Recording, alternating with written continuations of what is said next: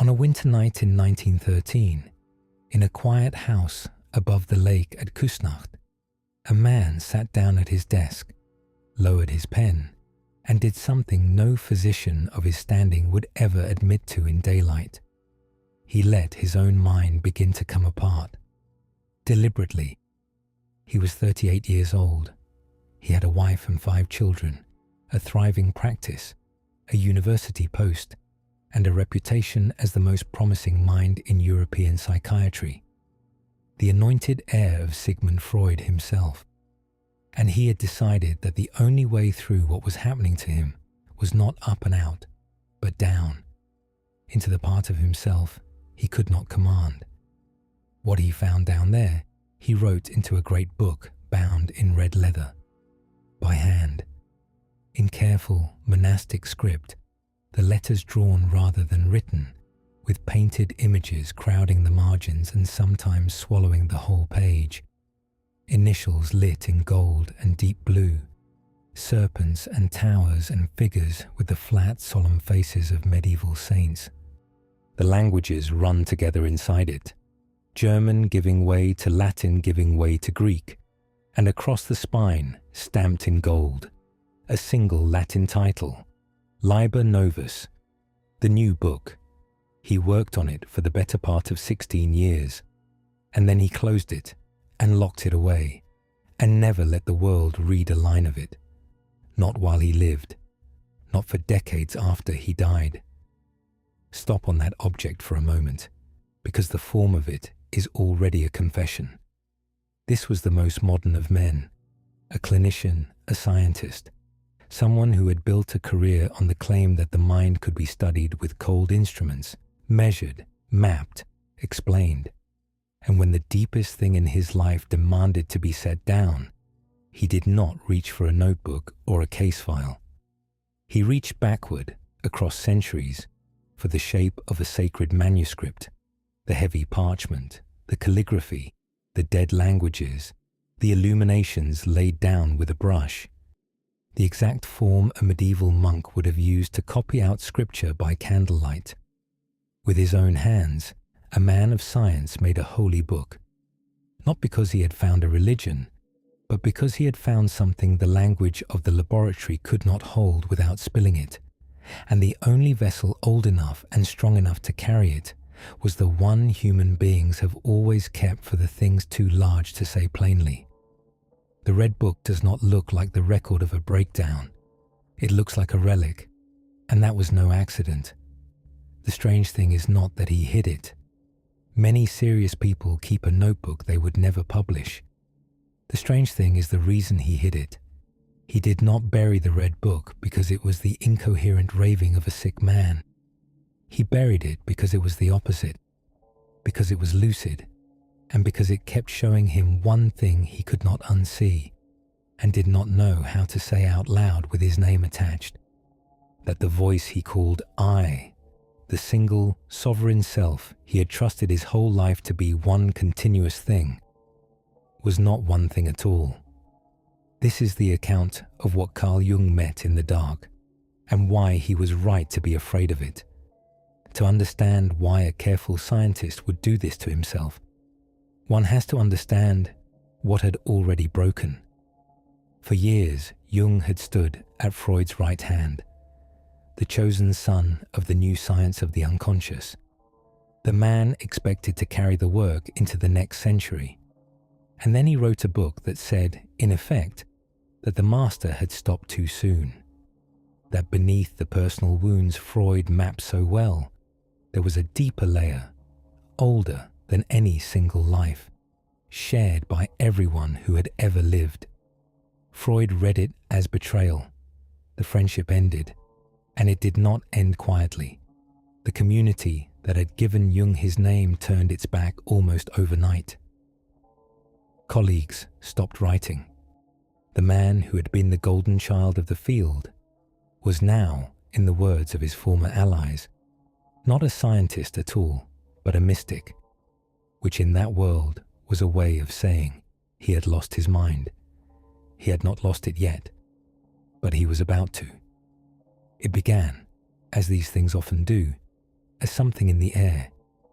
In the autumn of 1913, a pressure he had been carrying inside seemed to leak out of him and into the world, until the daylight itself looked wrong.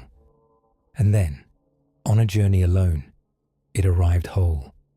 He saw a flood, a monstrous tide rising over all the low country of Europe, carrying the wreckage of cities and the bodies of the drowned, and as it climbed it turned to blood, a sea of it, from the North Sea to the Alps. The vision held him for an hour. 2 weeks later it came again, more vivid, and a voice inside it told him flatly that what he was seeing was real and would be so, and that he could not doubt it. Then the dreams came to finish what the vision had started. 3 times, across the spring and into the summer of 1914, he dreamed the same impossible thing. An Arctic cold descending out of the sky in the middle of the year, freezing a whole green country to iron in a single night, every living thing killed where it stood.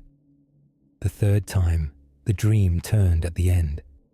In the dead, frozen waste a single tree still stood, and its leaves, ruined by the frost, had been changed into sweet grapes heavy with healing juice, and he gathered them and carried them down to a waiting crowd. He did not know what to do with any of it.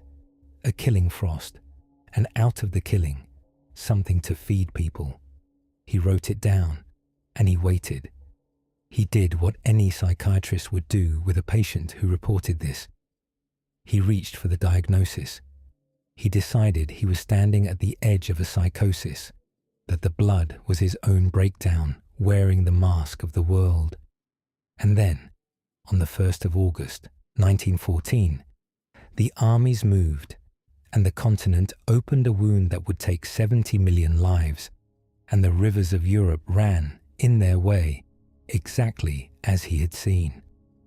Here is the question that the rest of his life would turn on, and it is worth letting it stand unanswered, because he never fully answered it either.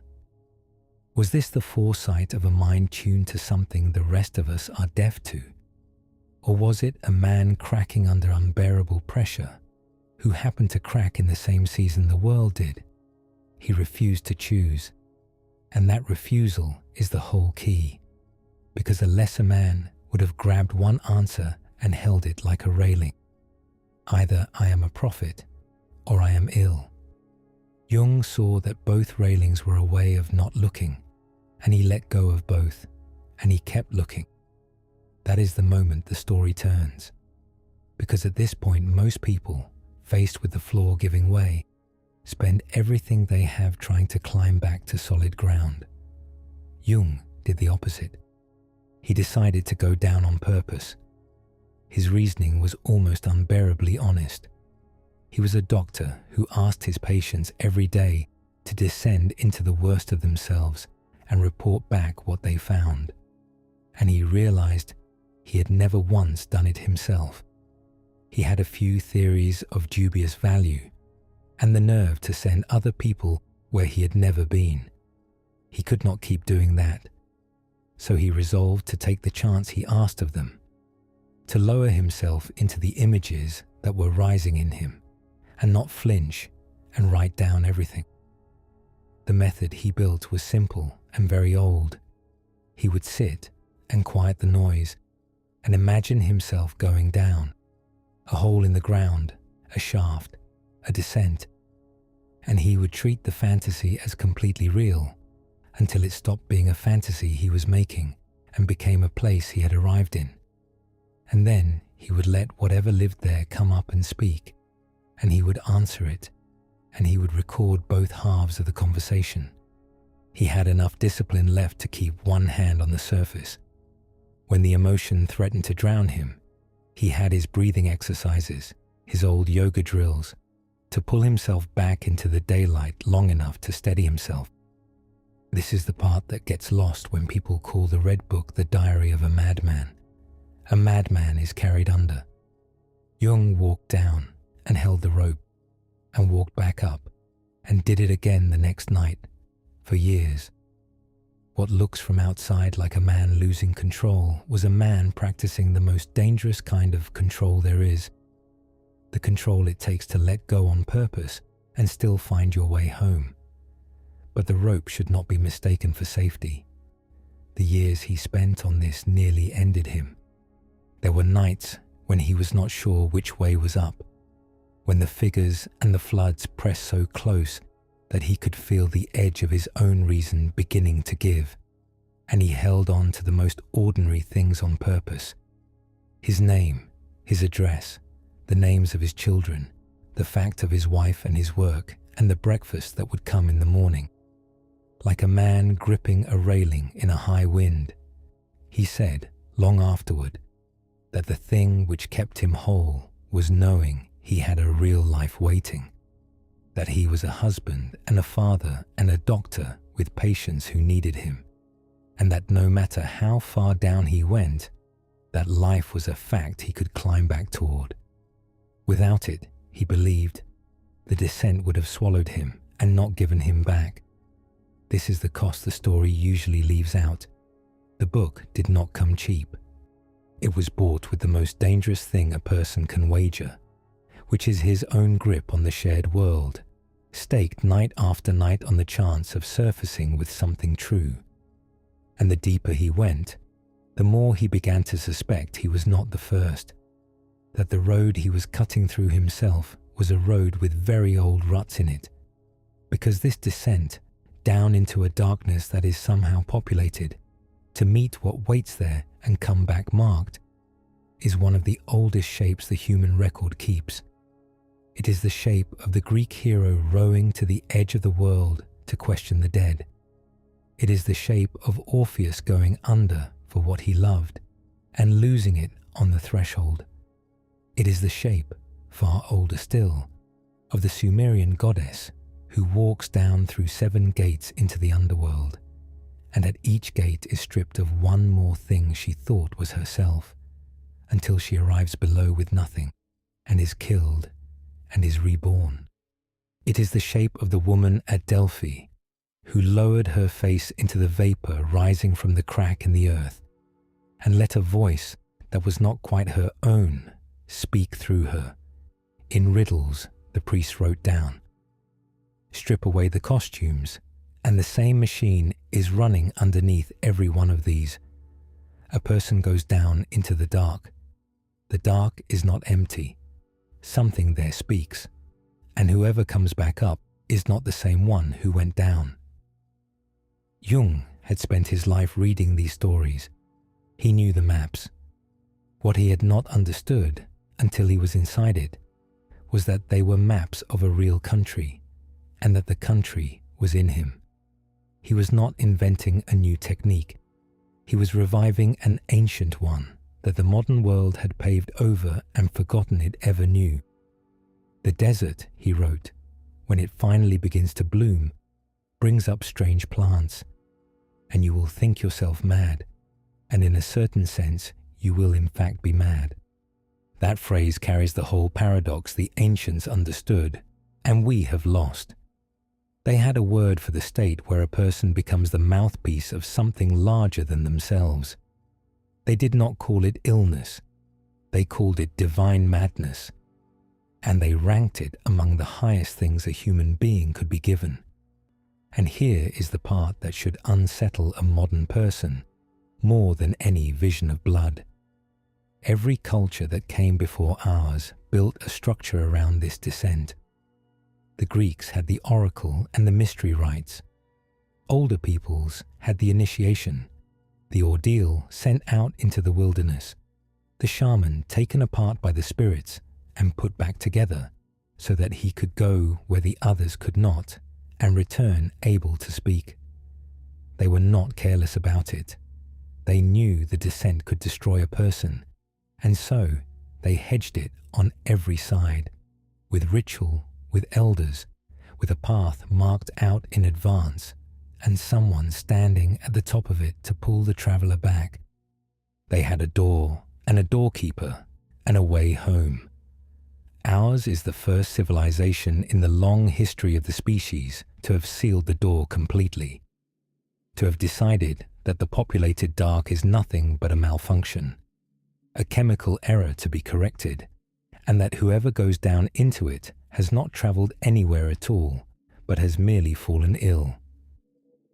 Jung walked through a door his own century had bricked over, with no elder and no rite, and no one waiting at the top, and he very nearly did not come back. That he did is the only reason there is a book to discuss.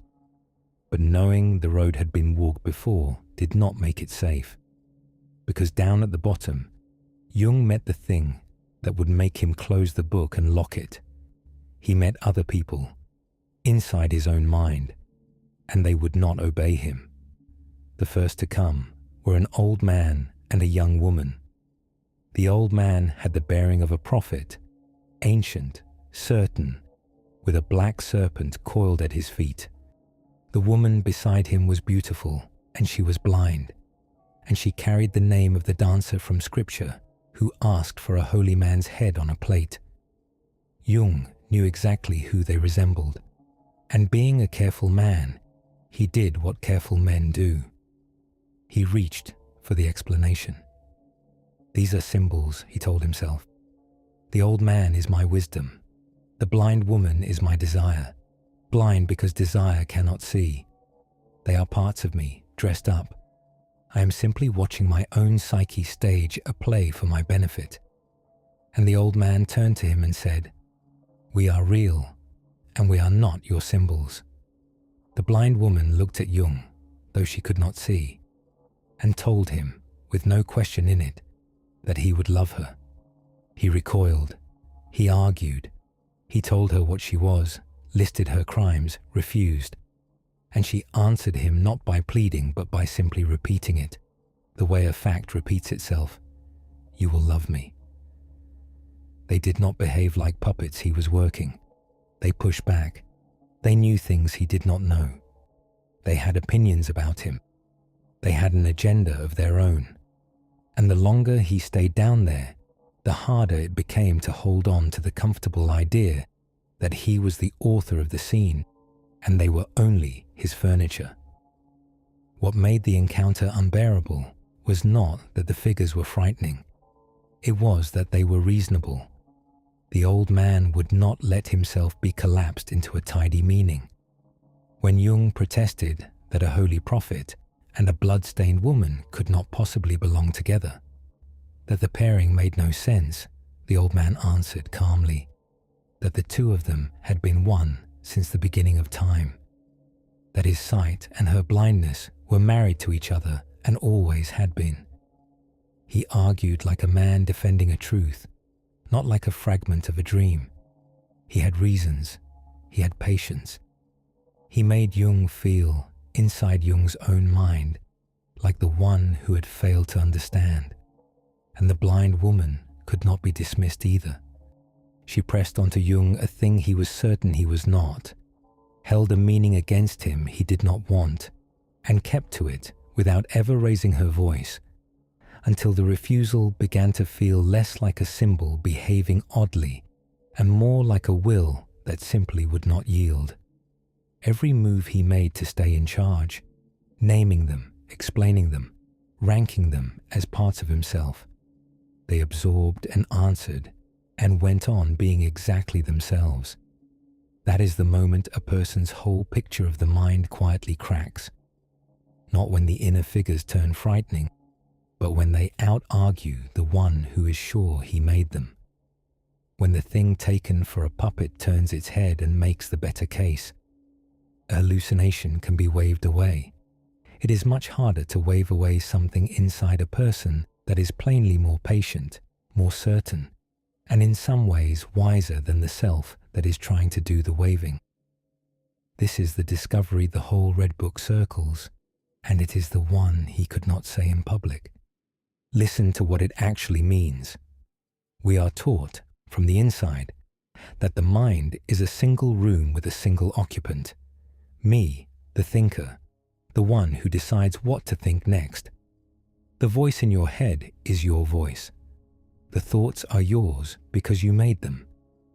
This feeling of being one unified self in charge of its own contents, is so total that we never question it. It is the ground we stand on. Jung went down into that room and found it was not a room with one occupant. It was a room that was already full when he walked in. There were others there. They had been there the whole time, under the floor of his attention, and they did not need his permission to exist. And some of them were wiser than he was, and some of them wanted things he did not want, and all of them were, in some sense, he could not explain away, real. And you know this already, even if you have never read a page of Jung and would never call it by his name. You have felt a thought arrive fully formed, as though it walked in from the next room. You have caught yourself answering a question before you chose the answer. You have sat through an argument that had no second person in it and still, somehow, had two sides. We are taught to call that a mood, a slip, a trick of tiredness, and to smooth it over fast. He did not smooth it over. He turned and walked toward it, and then came the figure who would make all of it plain, the strangest of them, and the one Jung would keep for the rest of his life. He appeared as an old man with the wings of a kingfisher and the horns of a bull, walking the inner country with a ring of keys in his hand, and he gave his name as Philemon. At first Jung did what he had done with all the others. He filed him away. Philemon is a projection, he told himself, a piece of my own wisdom dressed in robes so that I can bear to listen to it. My own higher thought, set outside me so I can stand to hear it spoken. It was the reasonable explanation, the scientific one, the one that kept Jung at the center of his own mind as its sole author and owner, and it held for exactly as long as it took Philemon to begin speaking, because Philemon did not behave like a piece of Jung. He had his own temper, his own pace, his own refusals. He said things Jung did not know and had no way of knowing. He corrected him. He led the conversation where he wanted it to go and not where Jung tried to steer it. He treated Jung not as his maker, but as his pupil, and sometimes a slow one. And the longer the two of them walked together, the more impossible the comfortable explanation became. Until Jung was forced to set down the sentence no psychiatrist of his era could have written and kept his standing, that he held real conversations inside his own mind with someone who was not himself, that he was taught by that someone things he could not have taught himself. It was Philemon who said the thing that broke the back of everything Jung had believed. He told him, in effect, that a man does not manufacture his thoughts the way he imagines he does, that he is not the workshop where they are made, only the room they pass through. Thoughts, he said, are like animals in a forest, or people moving through a hall, or birds crossing the open sky. They have their own lives. They arrive on their own legs and leave on their own errands, and the honest man can say of them only that he was there when they passed. You did not make that thought. You met it. You are not the speaker who fills the silence. You are the one who happened to be listening and who forgot so long ago that the forgetting now feels like the truth, that there was ever anyone else in the room. That is the thing the Red Book reveals. That is the sentence Jung could not publish with his name on it in 1914. That the unified sovereign self, the proudest possession of the modern human being, is a story we tell over the top of a crowd. He had gone looking for the bottom of himself and found that there was no bottom and no single self to find. Only a populated dark and a small lit circle in it that calls itself I, and mistakes the circle for the whole room. So return now to the question at the start. Why did he hide it? Not because it was madness. He hid it because it was true, and because it was a kind of truth that takes something from the person who hears it. To open that book and follow it down is to lose the one thing every one of us holds without examining, the certainty that we are one. He had spent years building the discipline to walk down into that and walk back up still able to function. He did not believe the world was ready to be handed the descent with no rope attached, so he kept it. He took what he had learned down there and spent the rest of his life translating it into something safer. The language of archetypes, of the collective unconscious, of the shadow, of a method he gave a calm clinical name to, so that ordinary people could use a little of it without drowning. The public got the map. The territory stayed locked in red leather. And here is where it stops being a story about one Swiss doctor a century ago and starts being about the room you are sitting in right now. Because you have met the others too. You have had a thought arrive that you did not choose and would never have chosen. You have argued with yourself in your own head and genuinely not known which side was you. You have felt a certainty rise from somewhere you did not author, or watched a part of yourself want something the rest of you was ashamed of, as though there were more than one of you in there with a vote. We are trained to call all of that noise or stress or a passing mood, and to paper back over it as fast as we can, because the alternative is to admit what Jung admitted in the dark, that the noise has a face, that the others are not malfunctions of the one self. They are the room the one self has always lived in, pretending to be alone. He was not asking anyone to go down the way he went down. That is the part his calmer later language was built to protect, and the part the locked door was meant to keep. The descent he survived is not a weekend exercise, and he knew it. He had the discipline of a lifetime and a hand on the rope, and he still came close to never climbing back. But the thing the door was hiding does not require the descent in order to be true. It is true on an ordinary evening, in an ordinary mind, in the small hours when the house goes quiet and the others get loud. No one has to go looking for them. It is enough to stop drowning them out long enough to notice they were never you. Jung did not come back from the descent broken. He came back larger. The man who would shape how the next 100 years understood the mind. But he came back knowing something he could never quite unknow and never quite say plainly, and chose instead to wrap in a book the color of blood and set behind a locked door. The self is not the speaker in an empty room. It is the listener who forgot there were others, and the whole work of a life may be nothing more than slowly, carefully, learning their names,